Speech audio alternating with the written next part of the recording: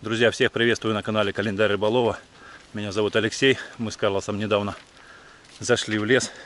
Почти целый тазик отличной прикормки. Здесь и колотый горох, и цельный горох, перловка, кукуруза. То, что нужно для леща. Пока переоделся на ветру, сразу перестало быть жарко. Ой-ой-ой! Вообще не теплая.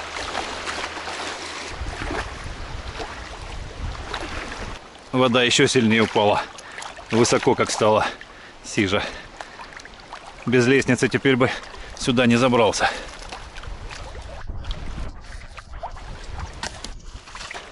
Фух.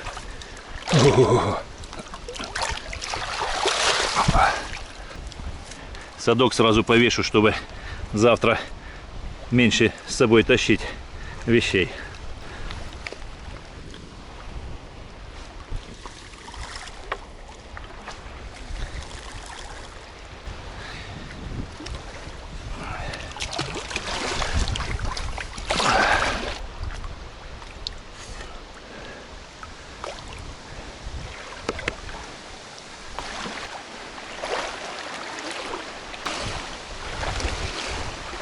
Странно, что так быстро остыла вода. Так долго была жара, и такая жара за 30, иногда даже под 40. И вот буквально вчера еще спать невозможно было в палатке. Ночью до полуночи было жарко, что хоть открывай окна, но комары налетят. Вот. Я думаю, может быть, пока я не обсох, столько все-таки прикормки выкинул. Да попробовать взять одну удочку. У меня есть немного опарика. Может быть, мелочь какая-то подошла. Да удастся поймать на уху. Не удержался, столько прикормки высыпал.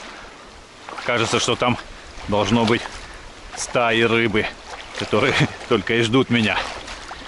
Снова лезу в прохладную воду. С удочкой попробую половить.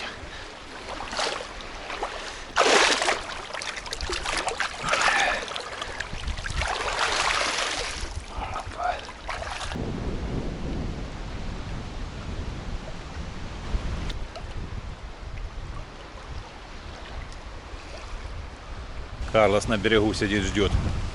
Порыбачил минут 10, холодно. На ветру замерз. И не клюет.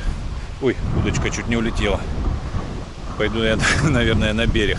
Завтра нужно будет с собой взять с утра сменную одежду, чтобы так не мерзнуть.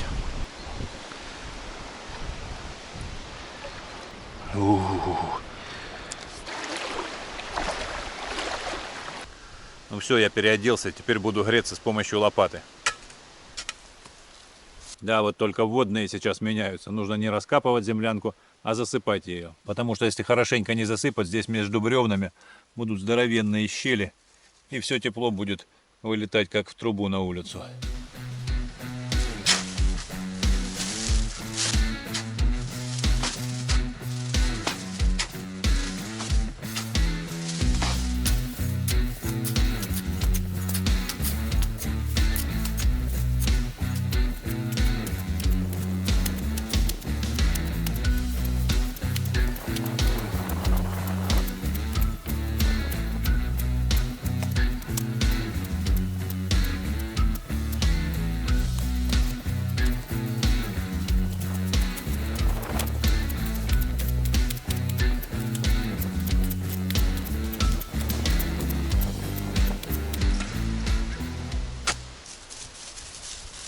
Что такое? Контроль?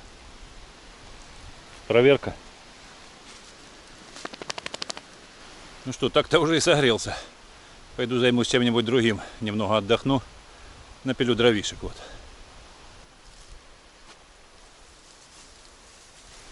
Немного отдохну от лопаты, и в это время хочу провести небольшой эксперимент. Возьму ровный участок этой дубовой ветки и посмотрю, насколько хватит полного аккумулятора, чтобы распустить вдоль. Хочу когда-нибудь сделать хороший дубовый столик, такой, чтобы простоял 100 лет. Я понимаю, что нужна бензопилой, но мне интересно электропилой. Надеюсь, что весной я уже смогу взять и солнечную панельку и смогу заряжать аккумуляторы. Если взять еще пару дополнительных аккумуляторов, то будет совсем хорошо. Карлос, давай оттуда выходи.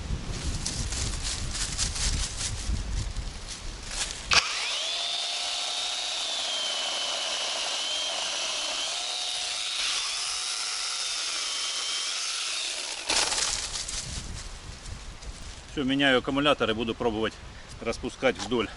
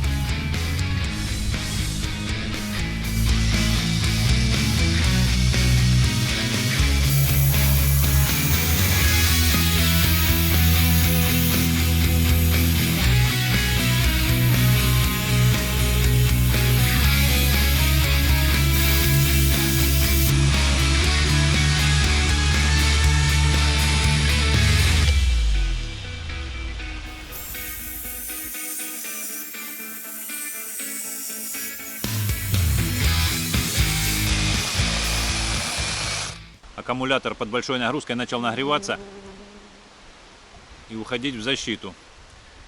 Но он немного остынет и можно будет еще поработать. Но я, конечно, удивлен.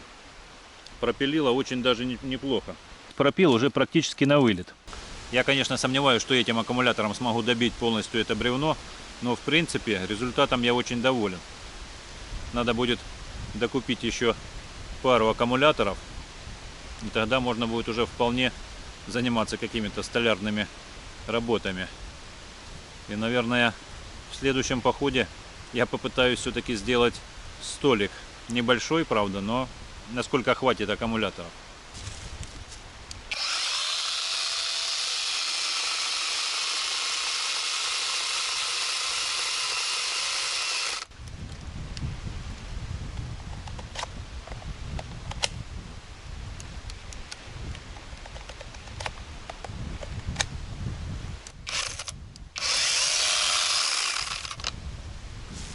К сожалению, не удалось пройти бревно на вылет, аккумулятор полностью разрядился.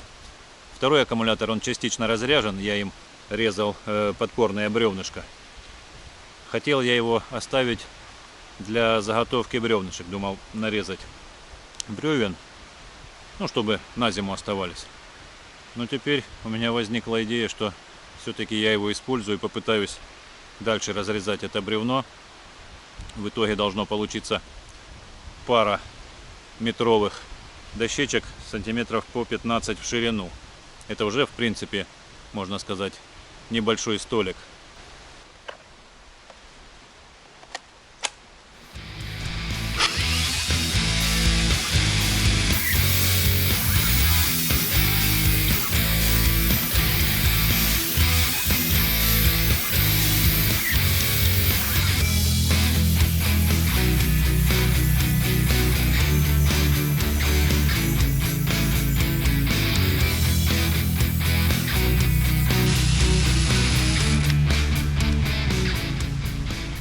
Ну что ж, второй аккумулятор тоже полностью разрядился. Мне удалось пройти бревно насквозь. И я немного увеличил его в длине. Думаю, уже делать так делать. И в принципе, я думаю, что в следующем походе мне хватит аккумулятора полностью его пройти вдоль и отрезать. То есть будет уже две заготовки для стола. Но в принципе, можно будет уже начать делать из этих двух заготовок такой узенький столик. А в следующий раз еще одно бревнышко, вот это, тоже оно примерно такого же диаметра, распустить вдоль и доточать, и сделать уже большой, хороший дубовый стол.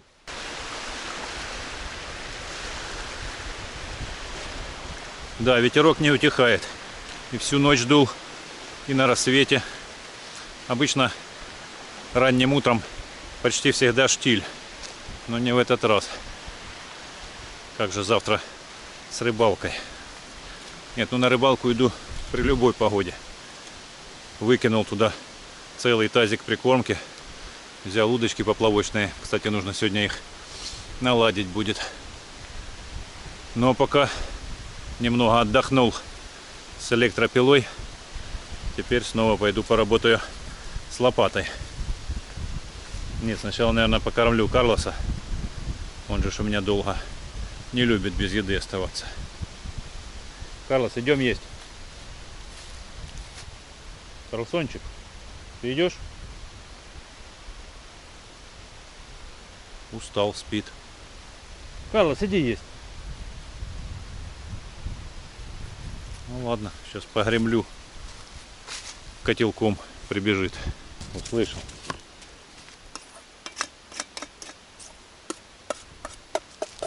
Отойди. Отойди от кастрюли. Все, иди ешь.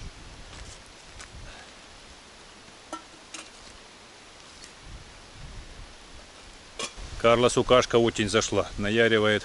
Все выедает. И морковку, и лучок. Все вылизывает.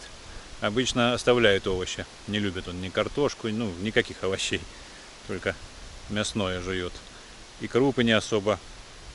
Не сказать, что он сильно голодный. Съел и консерву. И утром еще я ему давал этой же кашки. Очень понравилось. Жует за обе щеки.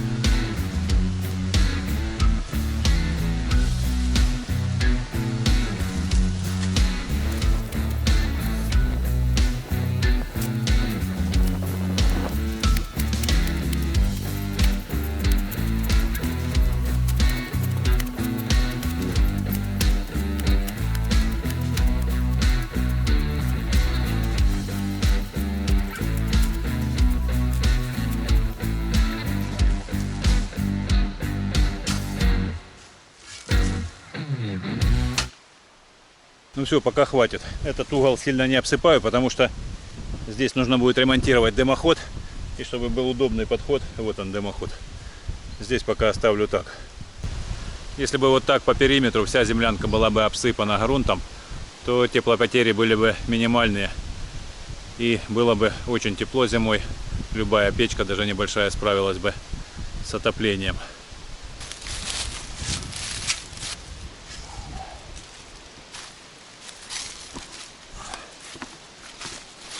Да, столько упоров к землянке. Но думается мне, что это еще не все. Было бы неплохо сделать еще один вот к этому большому бревну и сделать такой треугольник.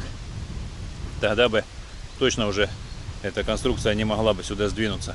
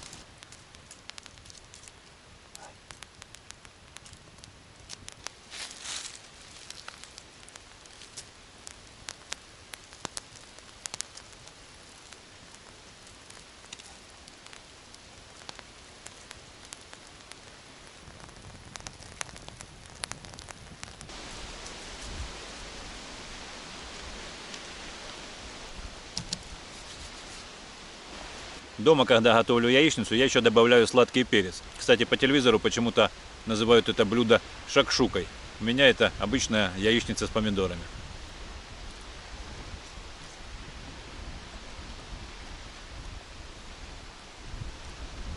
Ну что, кто за столом, приятного аппетита, мы с Карлосом будем трапезничать.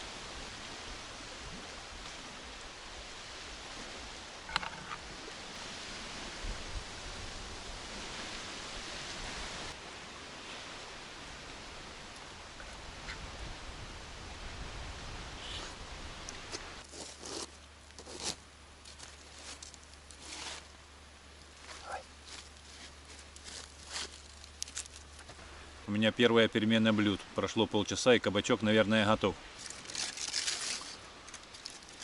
По времени угадал однозначно, точно приготовился и совсем не подгорел. Сейчас буду пробовать.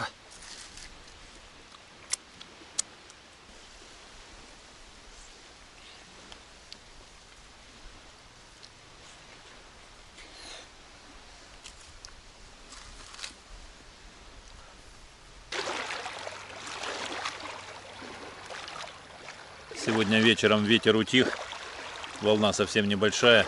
Есть вероятность, что завтра удастся нормально порыбачить. Пойдем, Карлос, уже будем отдыхать. Вот и еще один день прошел. Пойдем отдыхать с Карлосом. Хочу завтра пораньше встать с рассветом. Возможно, еще ветер не разыграется. И порыбачу на поплавочек. Как давно я этого ждал.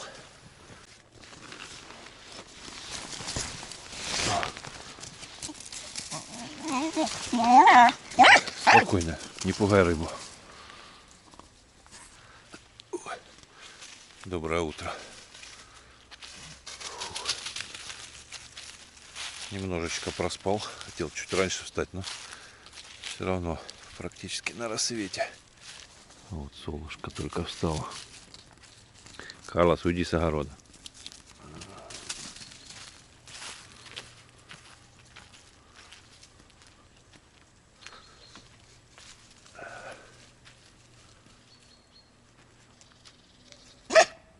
Сейчас дам, сейчас. Покормлю Карлоса, чтобы он тут не скучал, пока я буду рыбу ловить. Вот тебе полная тарелка. Начинай.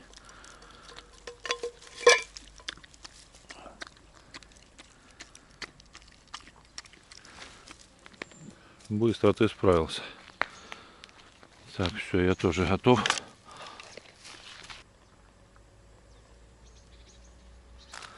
Водичка после шторма прозрачная.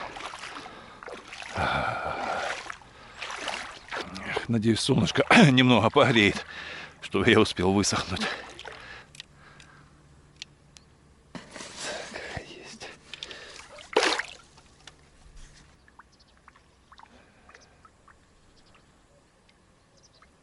Вчера вечером собрал удочку вот с таким огромным поплавком.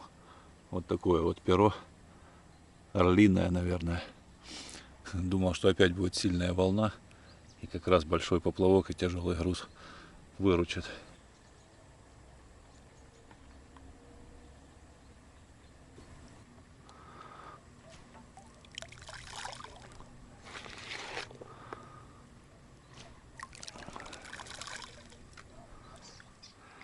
А вот и первая поклевочка. Хорошая плотвичка. Попалась.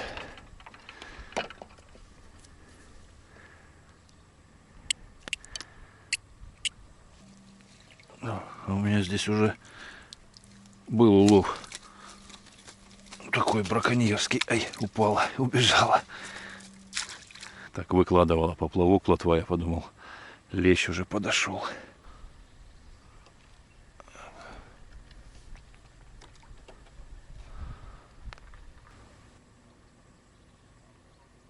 А вот еще кто-то взял.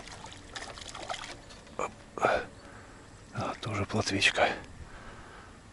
Плотва хорошая, зачетная. Кто-то только что клюнул на удочку, там где перо стоит. А там две здоровенные горошины на большом крючке. То есть явно мелочь не могла проглотить. Так хорошо приподняла, а я не успел дотянуться до удочки. Поймал еще одну густеру, а лещ пока боится подходить близко с глубины. Попробую его приманить прикормочкой. Погодка сегодня прямо радует. После 2 дней шторма, постоянного ветра, вот такой вот практически штиль и солнышко. Солнышко, что, наверное, сейчас буду раздеваться и загорать. Последние деньки теплые. О, вот еще кто-то попался. Опа. О, плотвица опять хорошая, здоровенная прямо. Вот такая. Найк будет очень доволен. Плотва и густера перестала клевать. Я надеюсь, что подошел крупный лещ и отогнал мелочь от своей еды. Опа-па, а вот и подлещичек клюнул. Правда, не на ту удочку, на которую я рассчитывал. Здесь крючок небольшой. Но увидел я эту выкладку лещевую. Не очень большой, но на удочку приятно.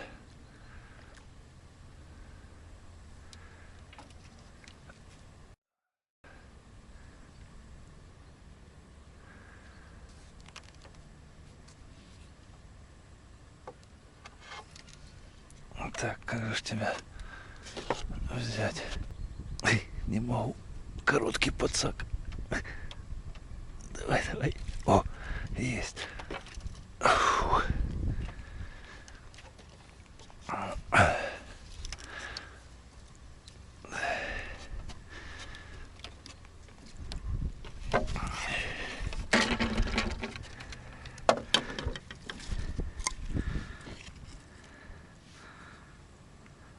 На удочку это не то, что на дальний заброс. Совсем другие ощущения. На 7-метровую удочку. На 6, да хоть на 5, все равно на удочку в любом случае. Клевать совсем перестало, и ветер снова поднимается. Я уже собрал удочки, буду выходить на берег.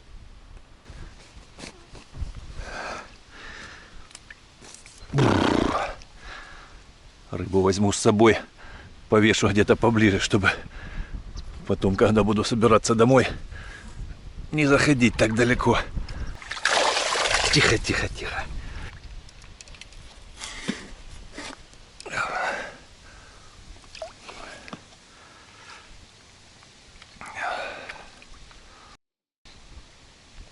Да, поплавок, конечно, козырный. Такого пера, наверное, даже у Чунгачгука не было. Сейчас обдумываю планы на следующий поход. Чем я буду заниматься, какой инструмент с собой взять. Нужно сделать дверь, чтобы она нормально закрывалась. И снизу еще подшить брусок на клин, потому что там уже сантиметров 6 из-за такого перекоса землянки.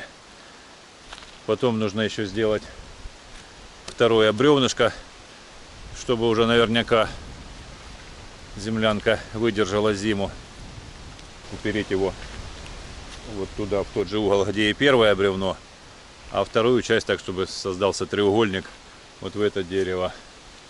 Ну и третье, это попробую сделать стол, если хватит, конечно, электричества.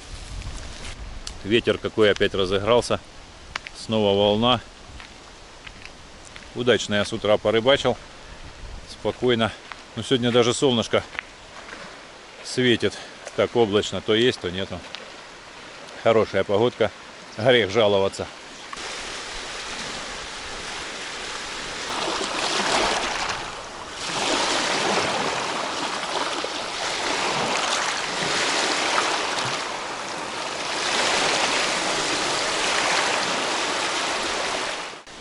Карлос обиделся, сидит под бревнышком. Я его сильно наругал, когда пришел с рыбалки, а он разгрыз эту москитную сетку в палатке и спит там. Ох, он любит на мягеньком поспать. За это был ай-яй-яй наказан.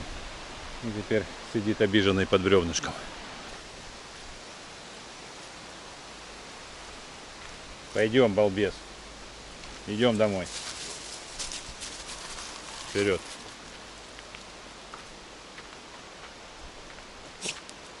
Ты. Че ругается? Давай вперед.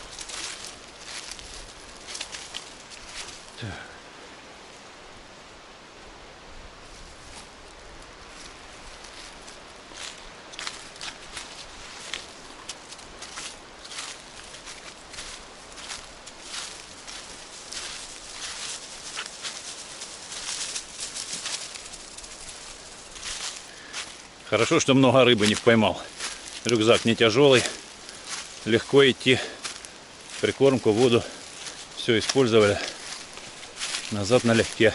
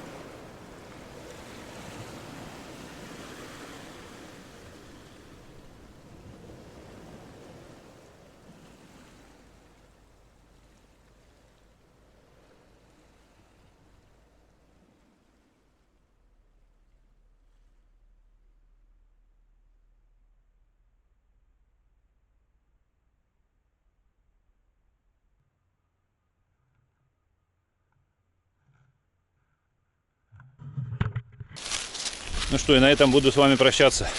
Всем мира, добра и здоровья. До встречи в следующих видео. Пока-пока.